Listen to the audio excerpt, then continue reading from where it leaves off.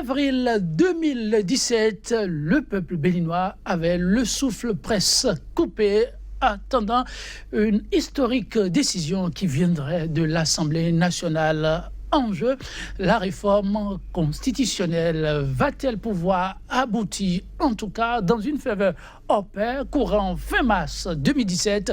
Tout un peuple, pour une nouvelle fois, était foncièrement divisé autour du projet de réforme constitutionnelle. Pour tout appel à un débat consensuel autour des points en jeu, l'exécutif opposera une fin de non-recevoir.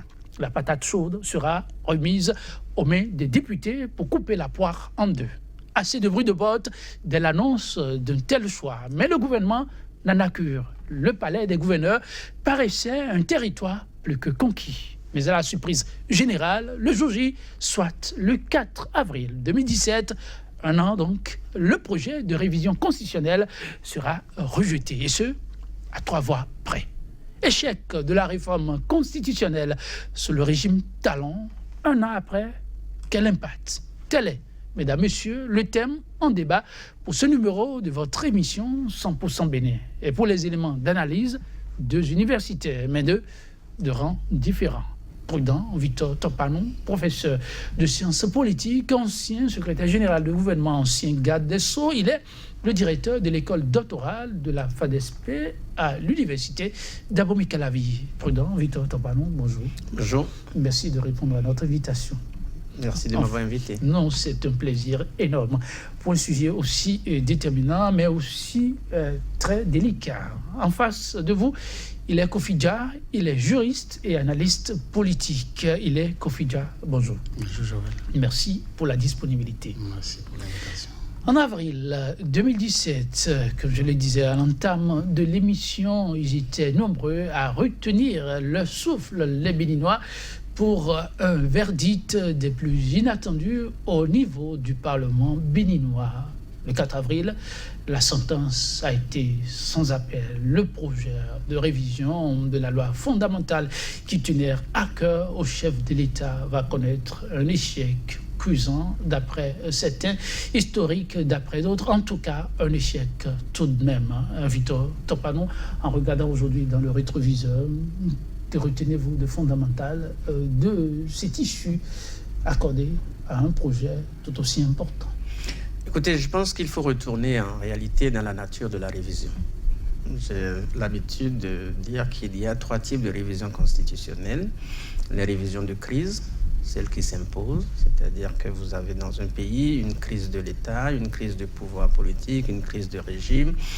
Et à ce moment-là, la sortie de crise s'impose par une révision constitutionnelle. On l'a connu en Côte d'Ivoire, lorsqu'il s'est agi d'autoriser Ouattara à se présenter. Il fallait que Gbagbo modifiât l'article 35 qui posait des critères d'éligibilité tellement excessifs que tout le monde a obtenu de Gbagbo qui le modifiât. Ce qu'il a fait pour sortir de crise. C'est la même chose au Burkina Faso. Après l'insurrection, la charte de transition, il fallait mettre en place une nouvelle constitution, ne serait-ce qu'à titre transitoire. Vous avez l'exemple du Mali, vous avez un certain nombre d'exemples.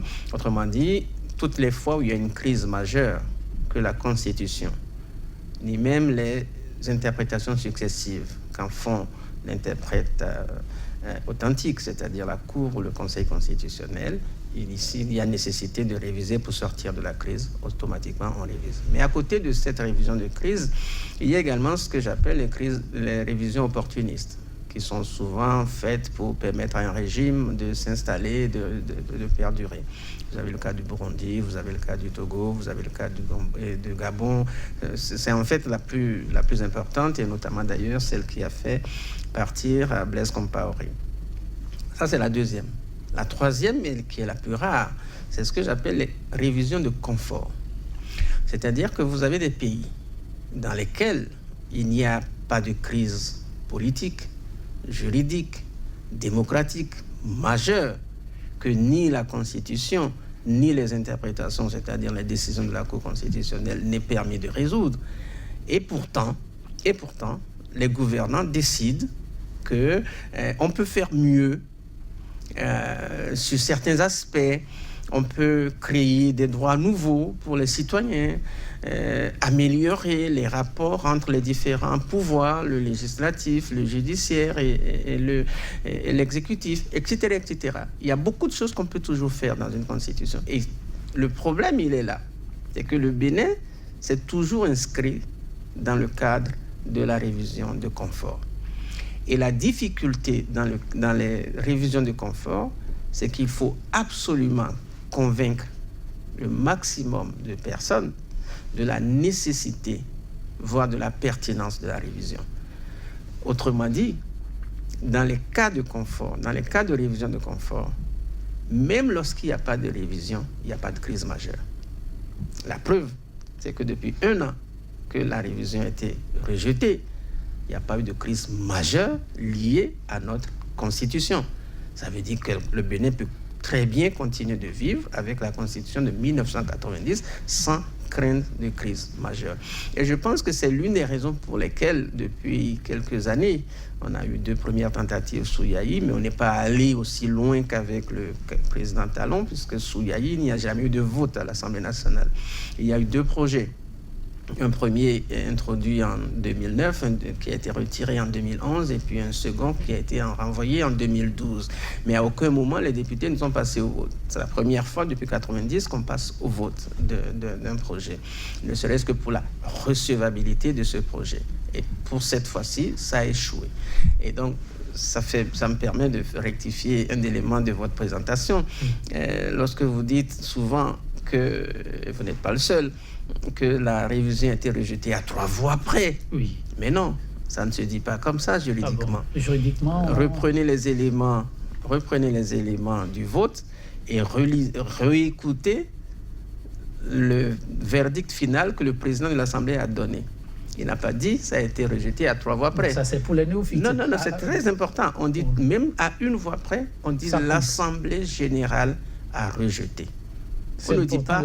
Oui, c'est très important. Il ne faut pas minimiser le nombre. Parce que ceux qui ont tendance à dire 3, c'est pour dire, voilà, finalement, il n'y a que 3 énergumènes qui ont dit non. En tout cas, chers téléspectateurs, rassurez-vous, moi, je ne les traite pas d'énergumènes, professeur. C'est l'Assemblée nationale qui a délibéré et qui a rejeté. C'est les règles du jeu. Même si c'est à 1 voix près, on ne dit jamais à 1 voix près. Le président de l'Assemblée nationale, réécoutez l'élément, a dit très clairement. Non, ça c'est vrai, il l'a dit. Mais on souligne juste l'aspect que ça aurait pu passer. Non, parce que pour moi, ça veut dire justement que ceux qui ont empêché ça ne sont pas des gens de bonne moralité. C'est la règle du jeu constitutionnelle, il fallait la respecter. C'est l'Assemblée qui délibère, même à 1 voix près. L'Assemblée aurait délibéré, on aurait dit elle a adopté. On ne dit pas 1 voix près. Donc quand elle rejette, on ne dit pas elle a rejeté à 1 voix près. On dit qu'elle a rejeté. Point. C'est un élément de discours très important. Je demandais le bilan, mais vous allez permettre, avant qu'on ne vienne au bilan, je vous ai posé la question, on va faire peut-être le même exercice, peut-être qu'il est Kofi-Dia a quelques éléments d'appréciation à faire, un petit tour qui s'impose par rapport à ce projet, ce dossier qui était très attendu. Il est Kofi-Dia, où on peut aller directement au bilan. Oui, pas au bilan, mais avant au bilan, laisse-moi me prononcer sur la révision de la Constitution. Parce que, tel que l'a si bien défini le professeur Victor Topanomo, que j'ai eu le bonheur d'avoir rencontré comme mon professeur de relations internationales lorsque nous étions en 2e année sur les bancs d'Abomey Calavi. Et plaisir. Ça ne me rajeunit pas toujours, mes enfants. Plaisir doublé pour moi de la voir et de savoir qu'il n'a pas changé. La science infuse est restée et que la jeunesse aussi est restée. Et comme il a si bien dit, et quand on parle de constitution, nous parlons de la loi des lois, la loi suprême de l'État. Et choisit de la réviser exige le respect scrupuleux d'un mécanisme, puisque le mécanisme a été envisagé par la Constitution elle-même. Et il faut donc la respecter. Et pour qu'une révision puisse passer, il faudrait qu'elle puisse recevoir l'approbation du plus grand nombre. C'est-à-dire qu'il faut que cette révision puisse tenir compte des aspirations sociales et politiques. Et il ne faudrait pas qu'elle soit une révision détournée ou visée, ou qui vise l'intérêt partisan et particulier. Et là, tout porte à croire que la révision de la Constitution proposée par le gouvernement de la République se trouve dans cette trilogie au milieu d'opportunistes, c'est moi, c'est ça. Je l'assume. Et donc, puisque des dispositions qui devraient être applaudies n'ont pas reçu l'approbation du plus grand nombre, on a décidé simplement de la balayer d'un revers de main. Donc, c'est pas passé. Et si c'est pas passé, cela dénote de ce que les préalables n'ont pas respecté un certain nombre de démarches, de méthodologies constitutionnelles. On ne peut pas, par exemple, choisir de réviser une constitution en laissant de côté les commissions parlementaires, en laissant de côté les constitutionnalistes dont regorge le Bénin, en laissant et aller chercher des individus qui ont des expériences politiques, en laissant passer les couches. C'est-à-dire il y a un certain nombre de manquements. On a vu des gens venir qui ont une envie de faire ce que moi j'appelle le saupoudrage. Donc, que cet échec-là ne soit pas la preuve. Vous avez vu aujourd'hui, nous sommes à 1 an, on ne fête pas l'échec, mais on sera obligé de dire, entre guillemets, ils se sont tus, ils ont arrêté la procédure, le chef de l'État a arrêté la procédure, plus rien n'est fait. On n'a pas invité les personnes qui disposent d'un profil constitutionnel pour pouvoir améliorer, c'est-à-dire abonner ce qui n'a pas été... Vous pensez qu'un arrêt devait être fait ce jour-ci pour pouvoir repenser ce qui a été fait, voir là où il y avait eu de couac, voir ce qu'il y a eu de parfait. Si on doit entre-temps rebondir, c'est cela? Oui, on peut agir ainsi, parce que même si on n'a pas accepté ce qu'ils ont voulu nous proposer, leur bonne foi, dénotant alors de ce que hier c'était pas opportuniste, aurait été d'inviter maintenant les personnes qui ont l'étoffe pour traiter de cette question, à chercher à améliorer, voire adapter des dispositions aux aspirations du peuple, ce qui n'a pas été fait. Donc, on a constaté de la part de ceux qui voulaient réviser un certain mécontentement, du moins s'ils sont fâchés, et ils ont arrêté la procédure, et puis c'est fini. Mais c'est pas grave, puisque, comme l'a dit le professeur, le Bénin n'a pas besoin d'une révision opportuniste, et sans cette révision, le pays se porte mieux. Sans cette révision, le pays se porte mieux. Propos de nos invités du jour, mais est-ce la réalité? En tout cas, je rappelle ici, et les invités n'ont certainement pas oublié, le garde des Sceaux l'avait rappelé, les acteurs politiques, les élus du peuple en l'occurrence, qui sont descendus sur le terrain pour convaincre les populations, leur mandat, de l'opportunité de ce qui allait faire, ont expliqué, Victor Topano et les Kofidia, qu'il fallait cette révision pour aider le gouvernement à réussir la plupart de ces projets inscrits dans le programme d'action du gouvernement Victor Topano. Et c'était comme un refus délibéré d'aider le gouvernement a bien réussi son mandat, ce choix opéré par l'Assemblée nationale. Donc aujourd'hui, où il est question d'apprécier le parcours, c'est aussi le moment de se demander les difficultés que le gouvernement a eu peut-être à rencontrer au niveau d'un certain nombre de chantiers. Peut-on les lier à cet échec de la réforme constitutionnelle? Il y a quelque chose que je ne peux pas vous laisser dire, c'est que l'échec de... Je rapporte. Oui, enfin... vous n'auriez pas voulu entendre ça, mais ça a été voilà, dit. Je suis désolé, mais on ne peut pas lier l'échec de la révision constitutionnelle à la réussite du mandat du président de la République. Mais vous avez entendu que ça devrait aider. Oui, mais comme vous me donnez l'occasion de dire que ce n'est pas normal. Ah, ce n'est pas normal? Non, ça n'est pas exact. Mais c'était des cadres qui l'ont dit. Non, est-ce qu'ils savaient au moins qu'ils avaient été élus dans le cadre de cette constitution et que c'est cette constitution qui leur faisait le lit, qui leur décrivait le canal dans lequel ils devaient procéder à l'évolution de notre société? S'ils ne le savaient pas, mais alors je suis désolé, ils n'avaient pas la bonne culture qu'il fallait. Je suis désolé. Ce n'est pas en modifiant la Constitution qu'on réussit mieux son mandat. On a eu le président Soglo dans ce pays, dont tout le monde continue de reconnaître que son mandat était superbe, ne serait-ce que du point de vue du développement économique. Il n'a jamais eu besoin de réviser la Constitution pour y arriver. On a beau reprocher au président Yahi Boni ou bien même au président Kérékou quelques excès, mais ils n'ont jamais révisé la Constitution pour conditionner la réussite de leur mandat successif. Sauf à penser que ceux qui sont là ne peuvent réussir que dans le cadre d'une constitution différente. Et à ce moment-là, le débat eût été posé autrement. Moi, j'attends toujours qu'on me dise pourquoi ou en quoi est-ce que la constitution actuelle empêche le président actuel de payer régulièrement les salaires. je veux savoir en quoi est-ce que la Constitution actuelle oblige le président de la République à violer constamment et quotidiennement notre Constitution, à ne pas respecter les décisions de la Cour constitutionnelle. Ce n'est pas la Constitution actuelle qui l'en empêche. Au contraire, la Constitution dit très clairement qu'en matière constitutionnelle et de droits de l'homme, c'est la Cour constitutionnelle qui est l'instance suprême et que toutes ces décisions s'imposent à tous les acteurs. Mais pourquoi le gouvernement ne le respecte pas? Voulez-vous que je vous donne les exemples? Ils sont plusieurs. Quelques exemples. Écoutez, vous voudrez bien savoir. Ne serait-ce que l'article 115. Que dit l'article 115 de notre Constitution? C'est lui qui rappelle que la Cour constitutionnelle est composée de 7 membres. Donc 3 nommés par le président et 4 par le bureau de l'Assemblée nationale. Mais depuis le mois de janvier, la Cour est à 6 membres. Simplement parce qu'un des membres a démissionné. Dato Simplice. La loi organique de la Cour dit, OK, un conseiller a le droit de démissionner. 2 ou 3 peuvent même démissionner.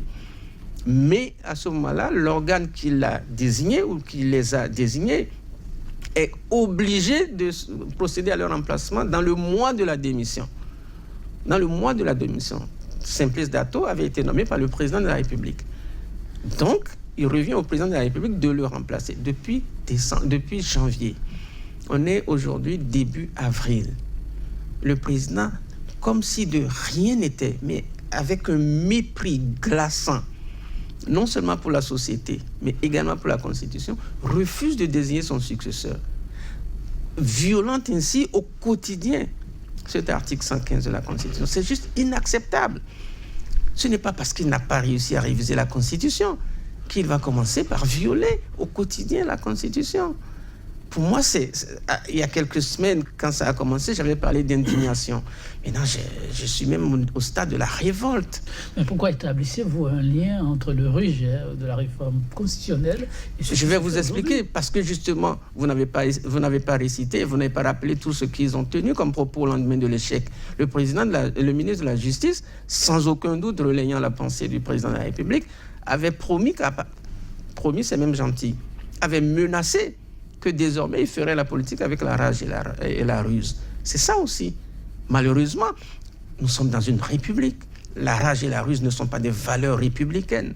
Ça n'apparaît dans aucune disposition de notre Constitution. Et le ministre qui le dit, qui est maintenu en place par son chef, ça veut dire simplement que son chef adhère à ce qu'il a dit. Sinon, en politique, lorsqu'un président de la République n'est pas d'accord avec les propos de son ministre, il s'en sépare. Ou à tout le moins fait une déclaration pour rattraper le coup. Ça n'a jamais été le cas. Donc, ça veut dire que cette politique qui est faite avec la rage et la ruse, c'est ça qui permet aujourd'hui de ne pas, notamment la rage, de ne pas respecter les décisions de la Cour constitutionnelle. Regardez l'histoire du COS-LEPI. Autre exemple, qui n'est toujours pas respecté. Mais c'est quand même c'est un crime contre la démocratie, c'est un crime contre notre Constitution. La Cour constitutionnelle a décidé que les députés avaient violé la loi en ne désignant pas leurs représentants. Il s'est trouvé dans cette même République de la rage et de la ruse, des députés soi-disant de la majorité présidentielle, venir à une conférence de presse publique, expliquer pourquoi ils ne respectent pas une décision de la Cour constitutionnelle en promettant qu'ils installeront le prochain COS-LEPI. Mais c'est quand même extraordinaire. C'est extraordinaire ce qui nous arrive. C'est à la limite même de la révolte. Et le quotidien, c'est le regard du professeur à l'analyse politique, observe ce qui se vit actuellement, un après ce rejet, comme des faits liés ou des concours de circonstances. Aujourd'hui, en tout cas, le garde des Sceaux, en son temps intervenant sur une chaîne internationale, a sifflé plutôt que ce qu'il voit comme impact direct par rapport à ce rejet, c'est que le mandat unique devient inopérant, ce qui avait été promis, et ça reste comme un premier impact direct du fait de ce rejet. Et en dehors de ça, il comprend que le chef de l'État, l'exécutif, aura du mal à accompagner les partis politiques du point de vue du financement des partis politiques. Et rien que ça. Rien de ce que, aujourd'hui, le professeur Victor Tapanou énumère, mais qu'il essaie quand même d'argumenter. Non, n'ayons pas peur des mots. le rejet a fait mal à la rupture. Et ils sont sortis de leur gants. Parce que leur schéma est le suivant. Et ils voulaient coûte que coûte réviser la Constitution pour imposer le mandat unique. Alors que eux, ils ont estimé qu'ils pouvaient faire un mandat et en 5 ans bien travailler. Et l'idée qui se cache derrière le mandat unique, c'est qu'une fois la révision passée, le mandat unique de 7 ans leur permettrait de faire 7 ans au lieu de 5 ans. Comment? Oui. Puisque le mandat unique, la forme qui sera choisie, c'est 7 ans. Donc, il va demander à proroger ces 5 ans en 7 ans. Et comme ce n'est pas passé, ça leur a fait très, très, très mal. Parce que s'ils savaient ça, ils n'allaient pas battre campagne. Vous faites partie du gouvernement? Je ne fais pas partie du gouvernement, mais c'est la lecture que je fais. C'est la lecture que je fais de leurs propos, de leurs faits et gestes, de l'expression négative qui a été exprimée au lendemain du rejet. Et vous voyez, puisque tout doucement ils ont basculé dans le schéma selon lequel, puisque la Constitution n'a pas été révisée, nous avons désormais les coups de franche pour faire un deuxième mandat, même si le seul mandat leur pèse tellement qu'ils ont finalement envie de ne plus aller au deuxième, parce qu'ils se disent que, tiens, notre impopularité... Vous faites trop d'allégations, là. Je ne fais pas d'allégations, c'est-à-dire la rue parle. La rue et le trottoir qu'ils ont déguerpis parlent. Et on écoute, on entend. Maintenant, l'autre chose, jamais par le passé, du moins jamais au Bénin, aucun parti politique n'a proposé un représentant qui soit devenu président de la République. Donc, en fait, jusqu'à ce jour, les partis politiques au Bénin n'ont jamais fabriqué un président de la République.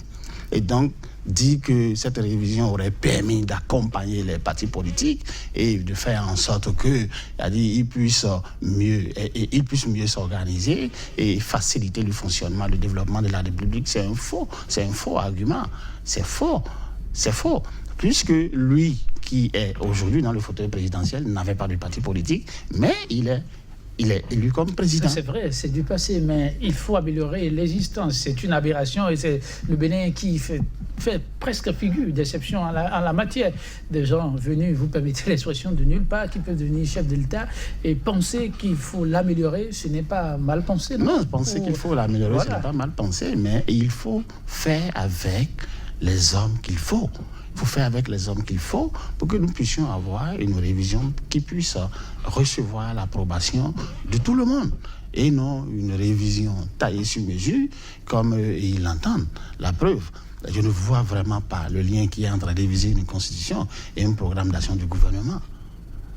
Il n'y a aucun lien. Les deux sont diamétralement opposés. La preuve, aujourd'hui, on écoute le PAG. On entend parler du PAG. Le PAG est resté sur les lèvres. On ne voit pas le PAG exécuté. Le PAG est aux abois. C'est dans l'euphorie de la victoire qu'ils nous ont présenté un PAG qui pourrait modifier ou nous accoucher d'un Bénin révélé. Mais qu'ils ont de par leurs actes. Vous ne vous êtes pas prononcé sur la question tout à l'heure. Votre vis-à-vis ici offusqué, parlant de ceux qui avaient avancé comme argument que c'était important, cette révision pour permettre au PAG de mieux se porter. Alors, vous expliquez là que le PAG a du plomb dans l'aile. Est-ce que cela ne se justifie pas en partie par l'accueil qui a été réservé à ce projet de révision constitutionnelle? Non, il n'y a aucun lien. Il n'y a aucun lien. Le PAG n'a pas pris simplement parce que ils ont pensé à une stratégie financière qui n'a pas pris. La mayonnaise n'a pas pris. C'est-à-dire, vous ne pouvez pas avoir un État qui repose que sur des taxes ou un État fiscal et dit que vous allez proposer un PAG des milliards. Alors que, qu'est-ce qu'on fait? Lorsqu'on élit un président de la République, dans nos États africains, au Bénin, au Burkina, au Mali, ils vont souvent à l'extérieur. Fait quoi? Quémander. Nous ne produisons rien du tout. Vous et moi, on nous a enseigné. Moi, je pensais que le Bénin avait l'or. Puis on nous a dit, nous avons l'or à Pema, nous avons le fer à Lombo, nous avons le marbre à Idadjo. Où sont passées ces ressources premières? On ne produit rien du tout. On va quémander. Et avec ça, vous avez pondu un PAG de cette ampleur alors que vous n'avez pas les moyens pour pouvoir l'exécuter. Aujourd'hui, ils sont coincés, ils sont bloqués et ils sont même dans l'incapacité de payer les salaires des travailleurs. C'est un autre débat, c'est votre point de vue, mais l'État explique qu'il n'a pas travaillé, n'a pas droit au salaire. Je ne veux pas crier la polémique, professeur Tokpanou, parce que de part et d'autre, ça grève, même à l'université, ça grève, et l'État reste intraitable sur cette question. Il faut bien travailler, pouvoir mériter son salaire. C'est peut-être une brèche, vous allez vous y engouffrer, mais ma question par rapport à ce qui nous réunit ce matin, Victor Tokpanou, le garde des Sceaux, pour l'une de ses interventions, tirait comme conclusion, le moment, disait-il, est sans doute venu. Sans doute qu'avec le dialogue des institutions, le dialogue avec les hommes et les femmes politiques, peut-être bien que le projet passera un de ces jours. Aujourd'hui, avez-vous eu l'impression qu'il y a eu des bons qualitatifs en termes de dialogue? Ce concept qui, d'une fois, est déjà venu au cœur des débats, même dans cette crise qui secoue le secteur de l'éducation et bien d'autres secteurs. Oui, mais votre réponse est contenue dans votre question. S'il y avait eu évolution, on n'aurait pas le climat social que nous connaissons aujourd'hui. S'il y a une évolution du dialogue des institutions, des acteurs, la situation sociale ne serait pas aussi bloquée. Non, n'est-ce pas évacuer la question. Le dialogue, le gouvernement s'est toujours dit ouvert. On l'a vu à l'œuvre, on a vu aussi les autres à l'œuvre. Mais le gouvernement a fait savoir qu'il y a une certaine mauvaise foi de la part des partenaires sociaux. Et vous êtes avec ces partenaires sociaux. Vous pouvez, dans votre franc-parler, nous dire ce qu'il en est. Peut-être qu'avant d'en arriver là, j'aimerais bien réagir par rapport à la question que je ne vais pas oublier. Mon vis-à-vis venait de traiter. En fait, le lien entre le travail gouvernemental et la non-révision de la Constitution est totalement erroné. Et je l'écoutais tout à l'heure. Je pense que je vais aller dans son sens en donnant 2 exemples. Ah bon? Oui. Le premier, vous c'est... Vous n'êtes pas là pour vous compléter, pour rendre professionnel. Non, pas du tout. Lorsque on ne sera pas d'accord, on le manifestera aussi. Mais enfin, le premier exemple que je donne, et qu'il a relevé tout à l'heure, c'est le péage. Si vous vous souvenez du contenu de la révision envoyée par le gouvernement à l'Assemblée nationale, il y avait une disposition sur l'autorisation accordée au président de la République de contracter des prêts, de les signer, de les ratifier et de n'en rendre compte à l'Assemblée nationale que 3 mois après. De rendre compte. Alors que dans le dispositif juridique actuel, c'est le président qui signe les accords de prêt, c'est l'Assemblée nationale qui donne l'autorisation de ratification. Ce qui permet un contrôle des finances publiques. Imaginez-vous avec l'actualité aujourd'hui, avec l'histoire du rachat de 350 milliards de francs CFA. C'est-à-dire que c'est exactement dans ce sens-là que le gouvernement voulait sa révision constitutionnelle. Il décide de façon souveraine, sans avoir de compte à rendre à personne, que 350 milliards de francs CFA, sans appel d'offres, on confie à une société pour la racheter. Et à charge pour l'État de commencer le remboursement qu'en 2022. C'est quand même extraordinaire comme gestion publique. C'est à la limite inacceptable et impensable qu'on en arrive là, dans l'indifférence générale. Et mieux, les partisans du régime qui n'ont absolument aucune idée de l'État en tête s'autorisent de justifier cela. Vous n'avez pas dit ça, pas aucune notion. Enfin, je les vois très bien, ceux qui écrivent. Ils sont quelle culture de l'État? Soyons sérieux. Oui, soyons sérieux, ceux qui relaient ces hypothèses-là, ces explications. Ils sont quelle culture? Qu'on se dise la vérité à un moment donné. Ça, c'est un exemple.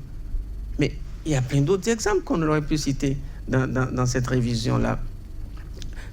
Mais évidemment, comme je ne vais pas monopoliser la parole, sur la question que vous me posez directement maintenant, il y a un vrai problème. Je ne suis pas... C'est vrai, je suis avec les syndicalistes, je suis même syndiqué. Vous êtes syndiqué? Bien sûr. Donc j'assiste aux assemblées générales des enseignants. Mais on n'a pas le sentiment que le dialogue ait été particulièrement de bonne foi. Je reprenais ce qui s'est passé avec les magistrats. Le gouvernement avait déjà obtenu un accord avec l'UNAMAB. ils ont obtenu de l'UNAMAB la cessation de la grève, assortie d'un délai au cours duquel ils réaliseraient leurs engagements. Quelques jours avant le terme du délai, Patama, on fait autre chose. On décide de leur retirer purement et simplement le droit de grève, contrairement à l'ordre constitutionnel actuel. Et vous voulez quoi? Quand les magistrats, après, repartent en grève, ils annoncent très clairement qu'avec la décision de la Cour constitutionnelle, ils vont reconsidérer leur position, ils reprennent le service, mais à une seule condition. Enfin, à une seule condition, c'est qu'il n'y ait pas de défalcation. Que si jamais il y a défalcation, ils repartiraient. Parce qu'ils estimaient, conformément à la loi, que leur grève était basée sur une défense de droits acquis et en plus un droit constitutionnel acquis. À partir de ce moment-là, le gouvernement procède aux défalcations, ils repartent. Qu'est-ce que vous voulez? Il y a un problème de crédit après. Quand ce même gouvernement revient s'asseoir à la même table que ces magistrats, vous imaginez avec quel regard, quels yeux les magistrats le regardent. Et lorsque vous avez ça avec vos voisins magistrats, que vous êtes du ministère de la Santé, du secteur de la santé, vous avez une certaine appréhension, une certaine idée de l'État qui ne respecte pas ses engagements, qui au contraire est capable de vous donner un coup de massue en pleine négociation. Donc quand on va négocier avec un gouvernement pareil, on est sur la méfiance. Et c'est ce qui se passe. Le gouvernement est aujourd'hui dans l'obligation de donner le maximum de gages de confiance afin de débloquer la situation. S'il ne le fait pas, ça se fera à ses dépens. Et d'ailleurs, on a le sentiment que le gouvernement s'en fout du climat social. Regardez le mépris avec lequel la grève est traitée. C'est un mépris. Au lieu d'aller vers un dialogue franc, on paye des internautes pour insulter, pour dévaloriser les différents acteurs. Là, vous n'en avez pas la preuve. Mais ceux qui écrivent, en tout cas ceux qui écrivent, seulement convaincus du gouvernement. Seulement convaincus. Vous pensez pas que ce soit possible? C'est pas possible, à moins de ne pas être dans le même pays. Oui, Tonton Kouanon. Sur le sujet, il y a une institution que ne saurait oublier, c'est bien l'Assemblée nationale, et vous l'avez signifié tout à l'heure, éviter les préoccupations de détail. Il s'agit de l'Assemblée nationale qui, en toute souveraineté, a décidé de ce rejet. Ma question, je la poserai d'abord à Hilaire, quitte à revenir vers vous, Hilaire Kofi Dia. Le rapport entre l'exécutif et le législatif aujourd'hui, comment vous l'appréciez un an après ce rejet? Allez, on sent que l'exécutif veut faire même passe sur le législatif.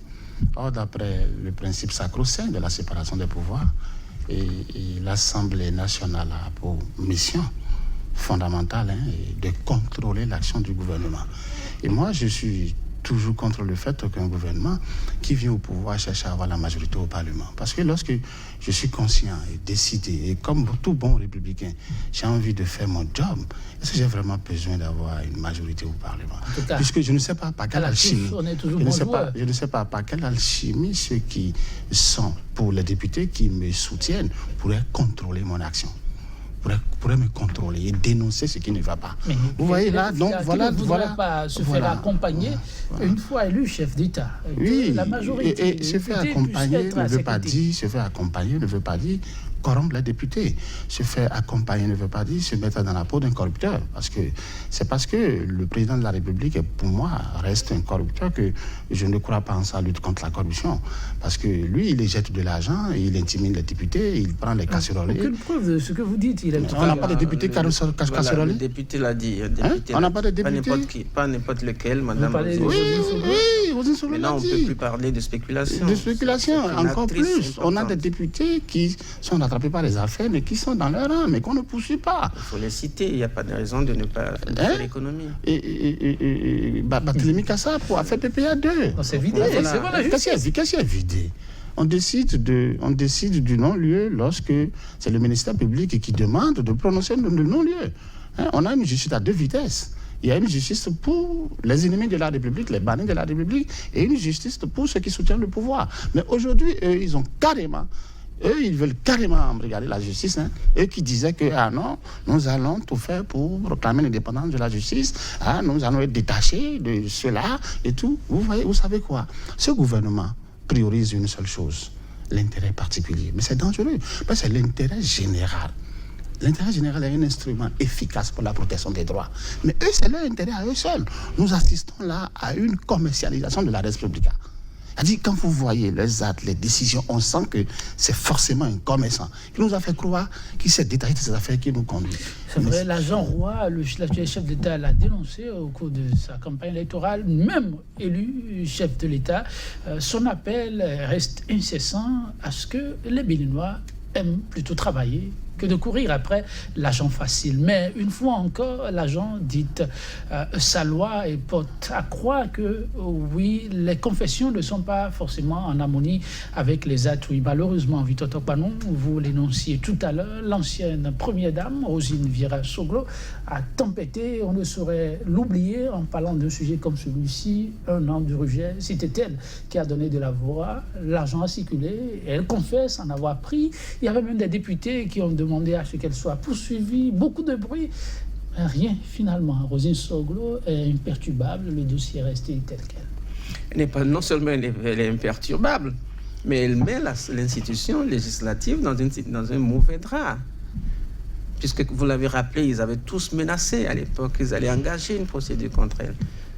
Mais s'ils savaient que c'était faux, s'ils savaient qu'elle avait tort, vous croyez qu'ils auraient perdu du temps pour la mettre en situation délicate?